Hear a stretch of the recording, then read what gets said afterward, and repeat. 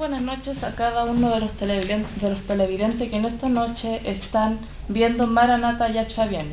Que el Eterno me los bendiga. Damos gracias al Eterno por estar una vez más, un jueves más, aquí dando un estudio para cada uno de mis hermanos, de mis hermanas, amén, que en esta noche están escuchando palabra del Eterno. Le vamos a dar la oportunidad a nuestra hermana Viviana, que el Eterno me la bendiga. Shalom. Amén. Amada Jot, ha sido un placer estar delante de la presencia del Eterno junto a estas mis amadas Jot para compartir una porción de las palabras hermosas que nuestro Abba Yahweh dejó para que nosotros nos instruyéramos como mujeres para ser muy buenas esposas y también para ser muy buenas madres y encauzar a nuestros hijos hacia la verdad que está en su Torah. Así que presentamos ahora a mi hermana amada. Bueno, toda la shalom para los que están aquí, también para los que van a escuchar. Le damos gracias al Eterno porque nos une a través de su Torah. Amén. Y esperamos que la palabra que hoy vamos a tratar de hablar sea de bendición para el que va a escuchar. Amén. Amén. Les saludo en el nombre de nuestro don Yahshua HaMashiach. Somos sus servidoras, Amén. damas de la Torá. Estamos aquí para brindarles un poco de lo que nosotros también aprendemos día a día, que es el estudio de la Torá, lo cual nos sirve a nosotras como damas en nuestro hogar para instruir a nuestros hijos, a nuestros sobrinos, a todos los que estén cerca de nosotros. Felices de estar compartiendo una vez más con ustedes. Amén. Y que todo sea para bendición. Amén. Amén. Que el Eterno bendiga a cada una de mis hermanas, ¿no es cierto? Que en esta noche hemos venido a alabar y bendecir y a escuchar, como también a dar un trozo de su Torah. Amén. Antes que empecemos este estudio maravilloso, le damos la oportunidad, bueno, vamos a cantar una jalé con mi hermana Mariana, ¿no es ¡Qué cierto? rico! Vamos a empezar con Por sabor. primera vez. Amén.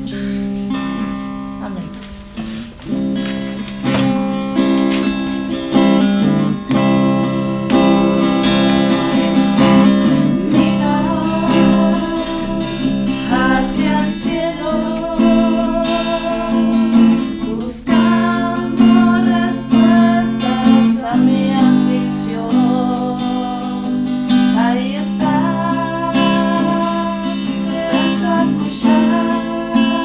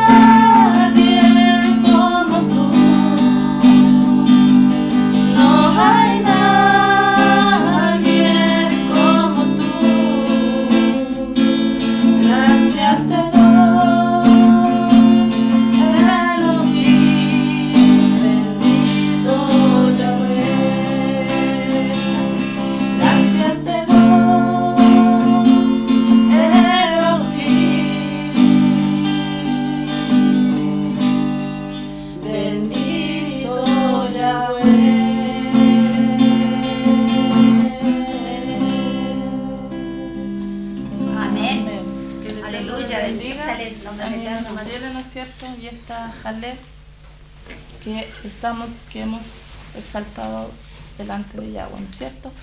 Vamos a empezar con este estudio. Se va a tratar sobre Ruth y Noemí, sobre la suegra y la nuera. Amén. La amada nuera y la amada suegra. Amén. Que Dios nos bendiga, hermana Viviana. Amén. Bueno, amados, que estamos acá reunidas para conversar de un tema muy importante que se estila en todas las familias de la tierra, más bien dicho. Cuando un joven, hermana, de sus hijos se casó, sintió que le faltaba un pedacito de su carne, de todo. Sí. Pero cuando llegó y le presentó a su amada esposa, usted sintió en ella una hija más, ¿no es cierto? La recibió como tal y... Traté. Bueno, hay que ser honesta. Tengo que ser honesta. Sí, hay que ser honesta. Delante del Creador. Exacto. Traté. Pero hoy que soy 4 veces suegra, ya estoy más... Sí. Más concientizada sí, en el tema de ser suegra. Sí, pero ojalá hubiese podido ser como Noemí. Bueno, vamos hoy día a hablar de esta dama. ¿Me prestas un poquito la hojita esa que está allí? Por ti. Gracias. El tema de Noemí y Ruth se llama la familia ideal. ¿Por qué la familia ideal?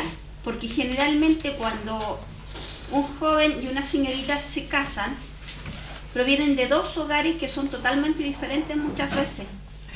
En su forma de actuar, en su ideología política, en su ideología religiosa, y no siempre están unidos espiritualmente. Por eso la Torá dice de que nosotros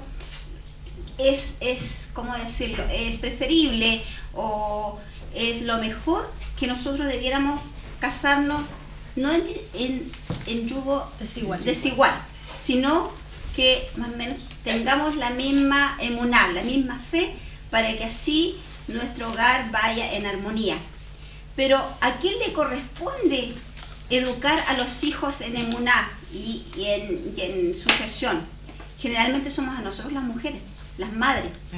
Y cuando nuestro hijo nos dice que se va a casar, yo creo que a todos nos va a pasar, bueno, a mí no me ha pasado todavía, pero yo creo que igual vamos a sentir un poquito de tristeza porque ese hijo se va a formar su propia familia y todo lo demás. Pero en el caso de Noemí, vamos a hablar de esta dama, que ella era una... ¿De dónde era Noemí, amadas? De Noemí, de Belén de Judá. De Belén. Y ya. De Beit-Lehem. Beit-Lehem. ¿Y qué significa la palabra Beit-Lehem? Casa de pan. ¿Y por qué se decía casa de pan? Por la gran abundancia que era esta tierra. Era muy abundante en la agricultura, por lo tanto tenían para abastecer ya sea su comunidad como también la de alrededor. Por eso era conocida como la casa de pan, donde nunca faltaba el alimento, nunca había necesidad, escasez. Hasta que la mano del Todopoderoso cayó sobre... Bueno, se enojó. También se dice de que Belén, porque así se llama, o sea, se llama en el lenguaje español, Belén, de donde proviene nuestro Mashiach Yahushua, que es, como muchos dicen, el pan del cielo, que vino a nacer a esta tierra, a través, ¿no es cierto?, de, bueno, todos conocemos ya la historia de... Bueno, esta dama era una judía entonces, que había vivido en Beit-Lehem, ¿ya? Y por las cosas que estaban sucediendo, porque el pueblo en ese tiempo ya no existía rey en Israel y cada uno hacía lo que bien le parecía, el Eterno fue dándose cuenta de que la gente, cuando tiene todo y cuando tiene abundancia, muchas veces empieza a buscar cosas que no son correctas delante de la presencia del Eterno y se desvía del camino que el Eterno le ha mostrado. Entonces, ¿qué empezaron a hacer ellos? Se empezaron a desviar, y al desviarse el Eterno no sabía cómo llamarles la atención para que volvieran hacia Él. Entonces, ¿qué produjo? Cerró los cielos para que no lloviera y para que la tierra no fuera fructífera, para que no hubiera tantos alimentos como antiguamente había, donde la tierra de Betlehem era la tierra que le daba el sustento incluso a Judá, parte de Israel. Y de hecho podemos leer en Ruth 1, del 1 al 3, si mi amada hermana... Amén. Del 1 Acá, al 3. del 1 al 3, acá. Aquí. En los días en que gobernaban los capitanes, hubo hambre en el país, y un hombre de Betlehem, de Yaudá, con su esposa y 2 hijos, se fue a vivir en el país de Moab. El hombre se llamaba Elimelech, su esposa se llamaba Naomi, y sus 2 hijos se llamaban Maglón y Quilón, efraditas de Betlehem, de Yadujar. Llegaron al país de Moab y se quedaron allí. Elimelech, esposo de Naomi, murió y ella quedó con sus 2 hijos. Así es. Entonces, ¿qué decisión tomó el esposo de Naomi? Irse, ¿no es cierto?, de la tierra de bendición, porque estaban pasando por una hambruna. Se fue, pero ¿dónde se fue? Se fue a la tierra de Moab. Amén. Y era una tierra que no era la tierra de Israel, sino que era otro país. Entonces, el tema pasa porque este país no estaba en abundancia en ese momento, entonces por eso ellos decidieron irse a Moab. Pero ¿quién era como dijo hermana, perdón? Elimelech. Elimelech, ¿quién era? El marido de Noemí. El marido de... Pero este marido tenía algún estatus social, estaba... Era reconocido en Belén. Era reconocido por su forma de vivir, por su integridad. Y al igual que Noemí también era reconocida. No pasaban necesidades. Y más que nada era la integridad de este hombre apegado a la Torá, apegado a los mitzvot. Y así llevó a su familia. Pero aún así, cuando vio que habían tiempos malos, donde no había ley, por decirlo así, en la tierra de Belén, toma a sus hijos y los lleva donde vio una oportunidad para poder subsistir, sin pensar quizá en los contras que tenía en la tierra de Moab, porque todos sabemos que la tierra de Moab es una tierra donde tienen ídolos paganos, donde se sacrificaban niños, una serie de ritos que van en contra a lo que el Eterno le enseñó al pueblo de Israel. Hermana Yuri, si usted me pudiera leer Ruth del 3 al 5, por favor. Ruth 3. Capítulo 1, Del 3 al 5, sí. Ya, dice del 3 al 5. Y murió Elimelech, marido de Noemí, y quedó ella con sus 2 hijos, los cuales tomaron por sí mujeres moabitas. El nombre de una era Orfa, y el nombre de la otra era Ruth, y habitaron allí unos 10 años. Y murieron también los 2, Mahlón y Quelión, quedando así la mujer desamparada de sus 2 hijos y de su marido. Amén. Amén. Me gustaría preguntarles, amada, ¿quién eran los moabitas? Los moabitas eran, aunque ustedes no lo crean, eran parientes del pueblo de Israel, Así es. ya que eran más cercanos a Lot, quien era sobrino de Abraham. Por lo tanto, ellos también conocían, tenían entendimiento de la Torá, de la ley del Altísimo, pero en sus corazones la aborrecieron. Pero sí son familia. A ver. Y igual tuvieron hartas rencillas en el tiempo de cuando Moshe quería cruzar parte del desierto, en donde el rey en ese tiempo de Moab no les permitió el paso. Entonces tuvieron varios problemas, y fue cuando también este mismo rey envió a Balaam a que maldijera al pueblo de Israel. Una maldición que nunca se concretó, porque el Eterno siempre amparó a su pueblo, porque era su pueblo escogido.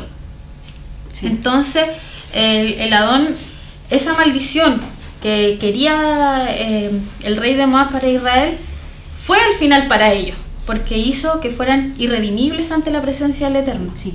Me gustaría tocar ese punto que tú acabas de decir, irredimible hasta la, creo, 10ª generación. Si leemos en Deuteronomio 23, capítulo 23, del versículo 3 al 6, ahí nos vamos a dar cuenta de este tema que bien dice nuestra amada Katy, que cuando iba Israel camino a su nueva tierra que el Eterno le había dado, estos moabitas le impidieron el paso e incluso contrataron a un varón para que los maldijera. Deuteronomio 23, ¿cuánto? Espera, ay, se me perdió. 23, del 3 al 6. Ahí hay una... ¿Lo leo? Sí, por favor.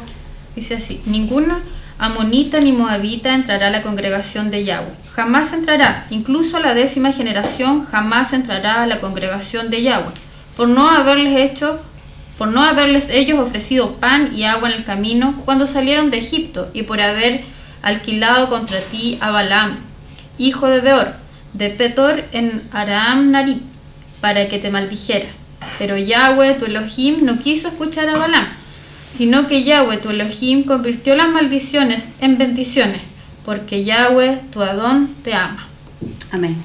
Entonces, ¿cómo podemos ver aquí que entre Israel y Moab no había muy buenas relaciones, que digamos, porque el Eterno había dado una orden, ¿no es cierto?, de que no debían mezclarse los hombres o las mujeres de Moab con los israelitas, no debían casarse, porque había hasta la 10ª generación, dice, sí, más o menos.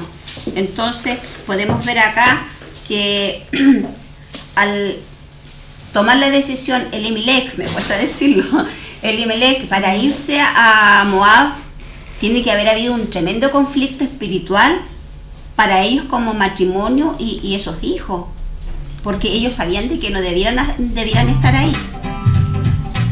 Y sí, y el tema es que se vieron muy afectados, pero igual se fueron. Y a mí, yo me pregunto, bueno, ayer nos hacíamos la pregunta, ¿qué había pasado con Noemí? ¿Por qué no le dijo nada? Ella asumió como buena judía, fue con su esposo y estuvo ahí. Pero en el transcurso del tiempo, como bien decía la hermana al leer ahí, que el esposo de Noemí había fallecido y sus hijos no quisieron retornar al tiro a su tierra, porque aún a lo mejor estaba pasando por necesidades. Entonces, ¿qué hicieron estos jóvenes? Ya seguramente estaban en edad casadera. ¿Y qué hicieron? Buscaron 2 damas para casarse. Y supuestamente estaba todo bien, pero pasaron cuántos años que ellos siguieron viviendo ahí y pasó algo desagradable de nuevo. Fallecen los hijos y quedan ellas 3 viudas. Entonces me gustaría que pudiéramos leer siguiéramos leyendo, hermana, usted lo tiene más bonito ahí, del 3 al 9. Ruth, del 3 al 9. Sí. Elimelech, esposo de Naomi, murió y ella quedó con sus 2 hijos.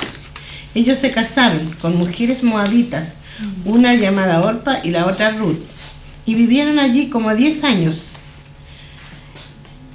Después murieron también los 2, Maglón y Quilón, de modo que la mujer quedó sin sus 2 hijos y sin su esposo. Ella emprendió viaje con sus nueras para regresar al país del Moab, porque oyó en el país de Moab que Yahweh había tomado nota de su pueblo y le había dado alimento. Acompañada de sus 2 nueras, salió del lugar donde había estado viviendo y emprendieron el camino para regresar a la tierra de Yaduá.